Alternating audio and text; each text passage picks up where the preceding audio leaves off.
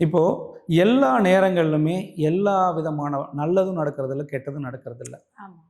அதை முதல்ல நம்ம புரிஞ்சுக்கணும்.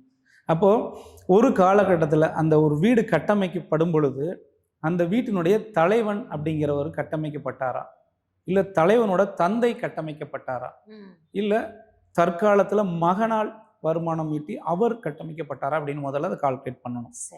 ஒவ்வொரு வீடுகளுமே முதல் தவறான வாஸ்து, தவறான வீடுகள் கோடிகளை கொட்டி கொடுக்கும், ஒரு தலைமுறை கொடுக்கும், எந்த பாதிப்புமே பெரும்பாலும் கொடுக்காது. அது என்ன பண்ணுன்னா இரண்டாம் தலைமுறை வர்றாங்க இல்லையா, இரண்டாம் தலைமுறை வந்து அவர்களுக்கு குழந்தைன்னு பிறக்கும் இல்லையா, அப்போதான் இந்த தவறான கட்டமைப்பு வீடுகள்லாம் அதற்கான வேலை செய்ய ஆரம்பிக்கும்.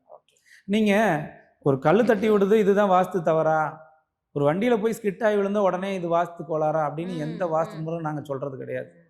தவறான புரிதல்களோடு இருக்கவும் நீங்கள் கூடாது.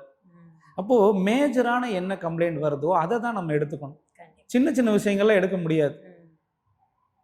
ஸோ அதனால் நீங்கள் வந்து ஃபஸ்ட்டு இந்த வாஸ்துக்குள்ளே புரிதல் ஏற்பட்டால் தான் இந்த வாஸ்தை வந்து நம்ம முழுமையாக எடுத்துக்கிட்டு அதை சரி பண்ண முடியும்.